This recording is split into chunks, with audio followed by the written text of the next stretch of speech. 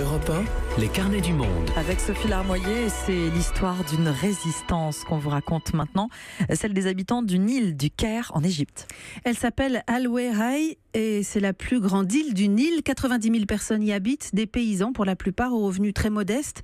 Mais on veut aujourd'hui démolir leur maison car leur îlot, au cœur de la capitale, est devenu stratégique pour le gouvernement. Au mois de juillet, quand les démolitions ont commencé, des manifestations ont éclaté. Un habitant est même mort, plusieurs ont été arrêtés. Notre correspondante au Caire, Ariane Lavrieux, est retournée sur cette île qui tente de résister aux pressions immobilières. Reportage. Sur la rive du Nil, un agent des renseignements égyptiens dévisage de loin tous ceux qui montent à bord d'un vieux bateau rouillé. C'est le seul moyen de traverser le fleuve pour rejoindre l'île Al-Wehai. 500 hectares de champs et d'habitations en briques rouges. Une fois le pied posé sur cet îlot de terre battue, nous sortons notre micro. Un attroupement se forme rapidement. Une jeune femme, Warda, stoppe le motard qui la transporte, s'approche et laisse exploser sa colère. On lâchera pas nos maisons, on mourra dedans. Il faudra nous passer sur le corps pour les récupérer. On enterrera toute notre famille dessous s'il faut. Ils disent qu'on est des terroristes. C'est n'importe quoi, on est des paysans et tous mes grands-parents sont ici. Il faut marcher jusqu'à la pointe de l'île pour découvrir les grues et un immense pont en train de se construire. Son arche a déjà nécessité d'écraser une trentaine de maisons.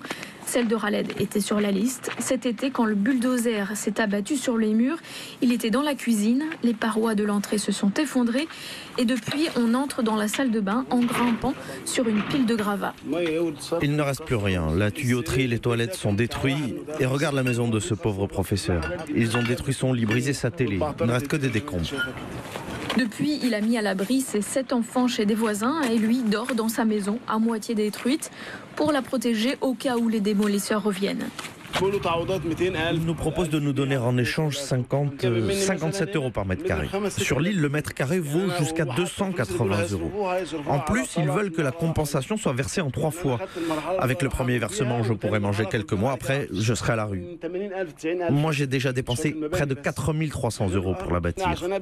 Et avant que je pose la première brique, des autorités sont venues et m'ont demandé beaucoup de billets pour me laisser construire ma maison. Alors quand ils sont revenus pour la détruire, je leur ai dit « Vous m'avez déjà pris des pots de vin pour la construire ». Face à l'explosion démographique au Caire, de très nombreux immeubles sont construits dans toute la capitale sans véritable permis ou avec la complicité d'autorités corrompues. Mais sur l'île pauvre de Wara, cette urbanisation pose problème à l'armée qui a de grands projets d'infrastructure. Pour l'instant, les plans sont tenus secrets. Les habitants savent seulement qu'une vaste zone de 100 mètres de large sur les côtés du futur pont sera rasée.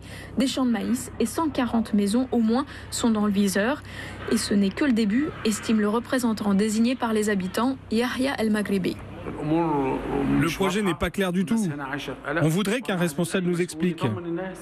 Le responsable, il nous a parlé de développement, d'améliorer les rues. Mais dis-nous ce que ça veut dire.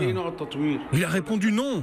En revanche, ils vont voir les habitants et leur proposent de brader leurs terres. Ça, c'est pour contrôler toute l'île. Ils font pression, ils intimident les gens pour qu'ils vendent. Ils veulent récupérer toute l'île. Nous, on n'est pas contre le développement si vous nous incluez dedans.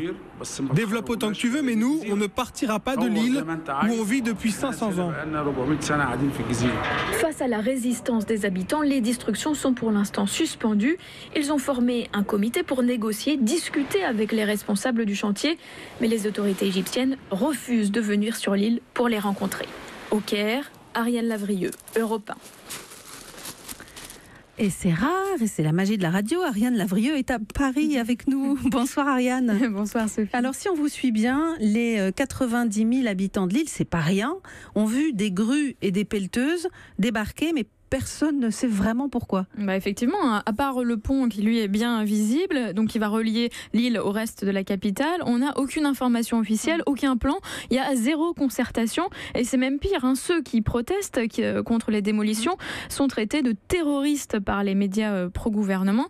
Alors on a quand même quelques indices, le tracé du futur pont reprend exactement la maquette dessinée 10 ans plus tôt sous Moubarak, donc à l'époque c'était 1 an avant la révolution qui va renverser Moubarak. Le projet, c'était de bâtir des immenses immeubles tout vitrés, des villas, un port luxueux, un peu une sorte de Dubaï à la place des champs de maïs. Aujourd'hui, l'armée a repris le pouvoir et a sans doute un peu la même idée derrière la tête. Est-ce que le gouvernement propose au moins de reloger ailleurs les habitants ? Oui, il y a eu des propositions de relogement dans des villes nouvelles construites par l'armée qui ne sont pas très chères, construites dans le désert. Mais bon, c'est très loin de leur famille, de leur travail. Beaucoup sont des paysans, donc qu'est-ce qu'ils vont faire dans le désert ? Et puis ils sont pauvres aussi, vous l'avez dit. Ils ont déjà payé un terrain, une maison sur l'île. Donc la compensation qu'on leur propose n'est pas suffisante pour payer un nouveau toit. On entend dans votre reportage en plus qu'il y avait pas mal de corruption là-dedans. En même temps, on le sait, la population explose au Caire. Et cette île isolée, sans route, sans hôpitaux, elle mériterait d'être aménagée ? C'est vrai que les autorités ne s'en sont pas occupées jusqu'à maintenant, en tout cas. Il n'y a pas de système d'égout, il y a très peu de cliniques, ou alors vraiment très très basique.